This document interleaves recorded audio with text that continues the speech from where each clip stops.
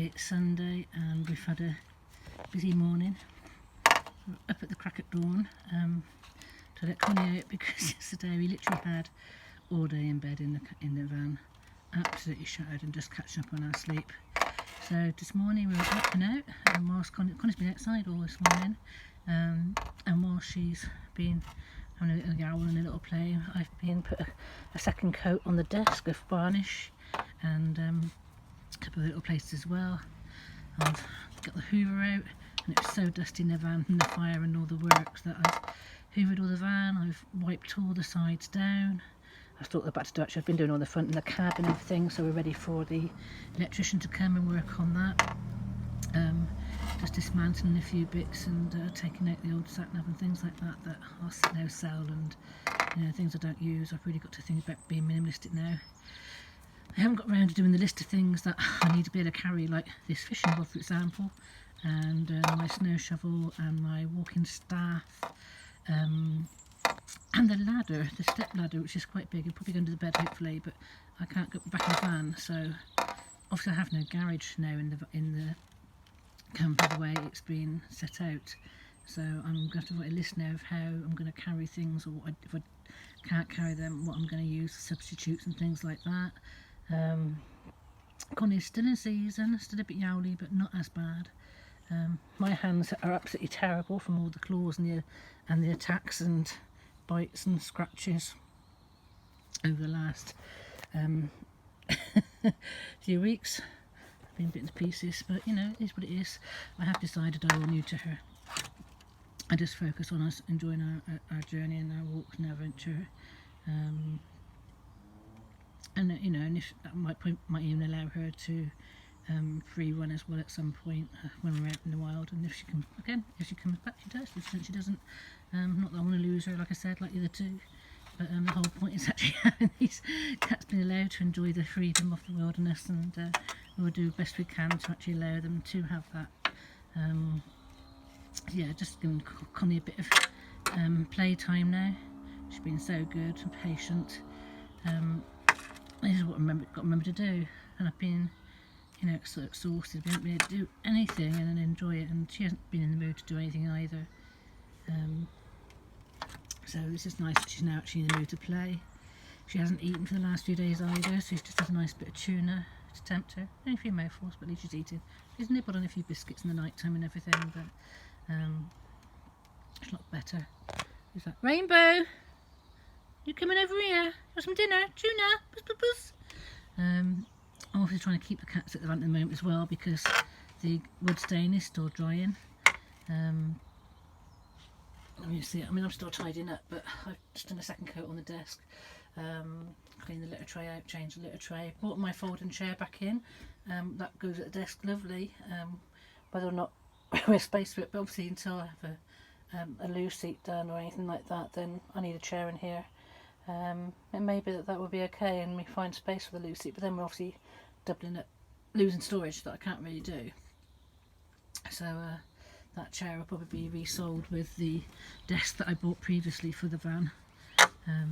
Good girl, good girl. Where's it gone? Good girl.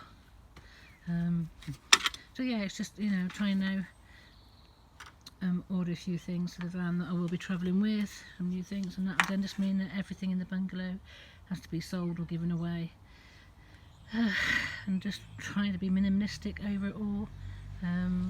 It's going to be hard letting go of a lot of the stuff in the bungalow, a lot of sacred things and spiritual things of mine, and it can't all come in here, but like I say, my tribe will have a lot of all that stuff. Keep it going and carrying on with it, and take it to where people will see it, like the tent and things like that. I mean, we try and keep as much shit we can together so that when there is somewhere to set up, then all that stuff that's been worked with and done the healing and that's been part of our journey will still be in one place. And I think quite a few of my tribe are really insistent on that and don't want to lose everything that I've worked towards and everything else, and it's part of my journey of sacrifice. And again, I'm going right down to minimalistic. Look what I've got. I mean, I've already hit the budget on the van cost, but I'm paying it off, selling bits slowly. a certain limit I didn't want to go back into debt for, and I'm still below that budget on the cards, because obviously it is going on the credit cards, and that's the only way I can do this. But Spirit paid it all up before, and I trust that will happen again. I obviously can't go out and work and help heal people and do the messages that Spirit needs me to do, even tell me artwork, or even get out there and have my time out and get me fit until this van's done. But it's really beautiful that it is my home now. There's no reason for me to even be tempted to have the use of the bungalow. Really, by the time it's finished, I just want to get out of here. The bungalow ought to be used for so we can get rid of the storage and use for electric and water and things. But as soon as we've proved we can survive and we've got everything, all the kit, so I can go completely off grid, and I've got enough people looking after me around the UK for the facilities, and because I won't have the income per se, so I need to make sure that I have enough people who can do the washing, put the electric and have the water and things available, and feed us all when we are struggling. I say I don't have the income to pay off credit cards. I completely trust that it'll be sorted. I do have actually some drum commission work that will pay the total off that I've spent so far. So I'm quite happy at the moment. It means I do have to sort of get down and get painting these drums. Good girl. I get on with that, and that's been really difficult to paint anywhere. We can't repaint the van and we can't repaint the bungalow, but I'll have to clear a space somewhere and get on with that. I've finished doing all the readings that were booked and reviewed them and sent them off. I know if Connie will slowly get back to her normal self, then I will be able to not have to watch her 24/7. I do have to anyway, but you know what I mean. I can sort of have a bit of a relax over that, not getting sleepless nights from her yowling or from her attacking me all the time. This is more like the old Connie. So it's lovely to see, and lovely to play with her and show the videos off. And we haven't walked or gone anywhere for a good week or two now, which is not good for my health and not good for her stimulation of her mind. So hey, make you jump. Sorry, darling. Good girl. Good girl. So yeah, lots of mess to clear up. Lots of, the lounge is just absolutely full of wood and that for Liam's build. Bedrooms are a bit better, but it's full of shop stock and just junk that I've got to clear. We haven't got to the shed yet. Got some lovely friends who kind of come up and help work on that and clear that. But we were going to use the bungalow lounge to move all the things into from the shed, and obviously the build's going on at the moment.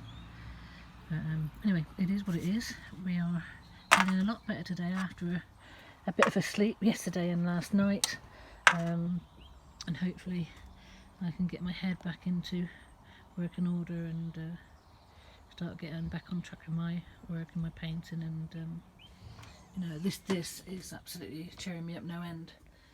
It's a long way to go, a lot more money needed to go on it, and I say the credit card's going to get blown up again. We're very fortunate that before we started this we were the debt free that we had hoped to be, to go on the road, and now obviously that money's now going to go into the house and into the van, to make it my home on the road and make it, Spirit's been great. It's been blowing my mind.